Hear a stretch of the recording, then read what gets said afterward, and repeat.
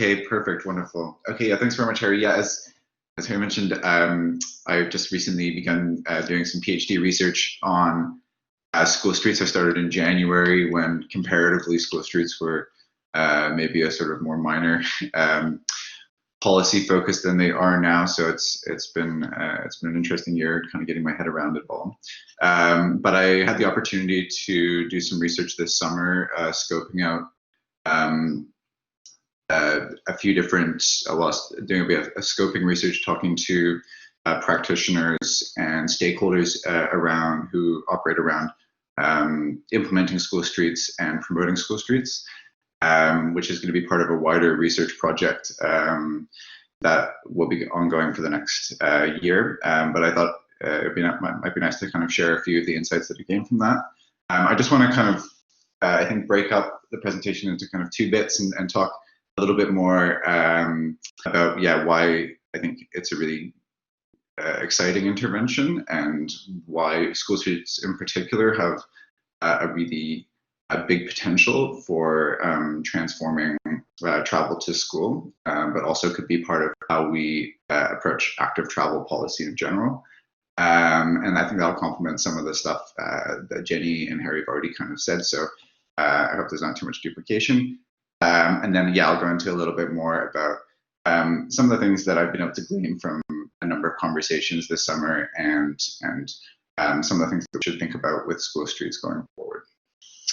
So just to kind of start off with, so the kind of main thing here is school streets are school travel. Schools themselves are really massive trip generators.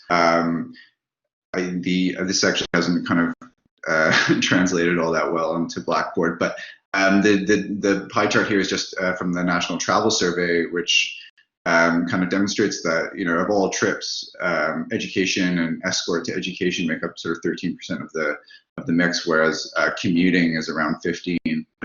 So it's really comparable to a lot of other activities that people do. TfL research has estimated that 25% of peak time London traffic is the school run. So it's a really massive trip generator. So thinking about interventions that are focused specifically on destinations like schools has potential for quite widespread targeted change.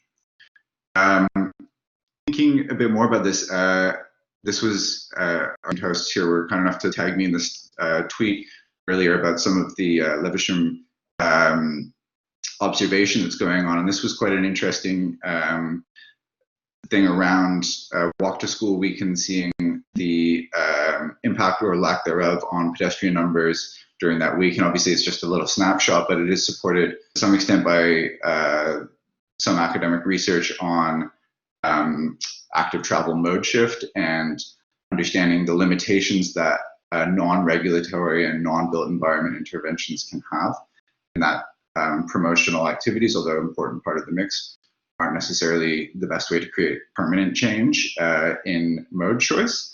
And school streets are potentially a way that we can integrate what we've traditionally thought of as behavior change interventions into harder measures, which is changing the built environment outside of a school or changing the traffic regulation, which might be able to really complement each other. And I think that speaks to some of what Jenny was saying as well.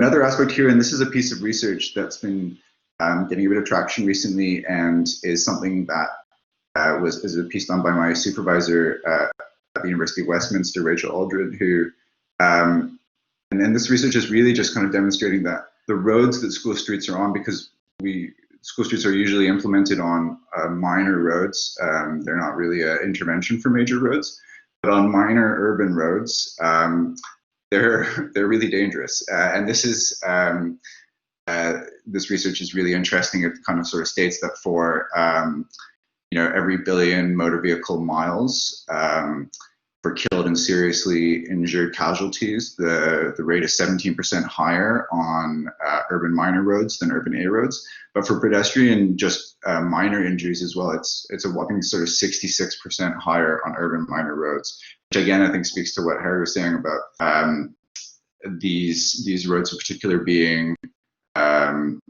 quite dangerous, and these are the roads that school streets are focusing on, but also traffic neighborhoods. And so I think there's a really high potential for interventions in these specific kinds of streets having a really big impact on road safety as well. And finally, on this point, this is just a little map I threw together of my area in South London. And it's really just to say that there are a lot of schools in urban areas, and there's quite a dense network of roads, and there are a lot of schools on minor roads that could be treated by school streets. And if school streets are implemented on scale, there's a large potential for a kind of networked effect between them in dense urban areas, especially if we think about the catchment areas, how they overlap, and we think about the potential for transport mode shift to active modes. There is a potential for it to affect a quite large amount of our road network, and I'm hoping this will be the basis of a bit more research that I'll be doing going forwards in the next coming months at the Active Travel Academy about what are the potential for school streets in urban areas from a bit more of a sort of spatial perspective. So just to kind of sort of summarize there, this particular focus of a school street policy on dangerous minor residential roads and around schools, which are predictable but large generators of traffic, means that they're a very targeted intervention in many ways, and especially when considering how they might complement other measures that are being done and have traditionally been done at schools to amplify those effects. There is potential for them to be a really effective measure and really change how we think about getting kids to school. So there's a lot of excitement around it, and I think that supports definitely a lot of what has been said here already today. To think a little bit about some of the research I've done, so I talked to 18 stakeholders and practitioners involved with school streets, many of them officers in London boroughs, and there were just I'm still working on the analysis for this, but there's a kind of few key findings that are sort of coming out of this, and I'm hoping will inform later stages of research. But one of the key things is that there are a number of different policy rationales for implementing school streets. We've mentioned air quality, active travel mode shift, so the physical activity benefits that come with that. And then, of course, there's road safety. So there's a lot of different pieces of the puzzle, and different authorities and different agencies kind of emphasize different elements here. And there isn't one clear policy rationale, definitely for school streets. And this is because there's a lot of kind of interrelated co-benefits, but it also means there's an inconsistent picture in how school streets are talked about.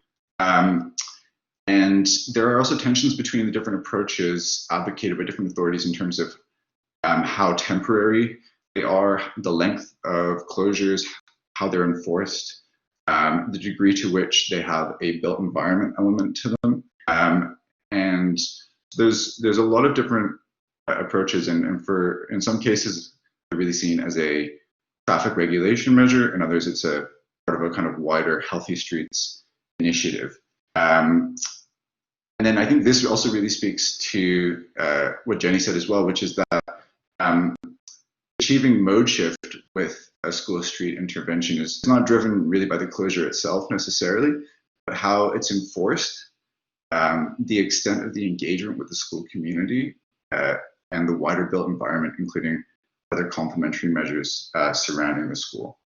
And so to get into this a little bit more, I think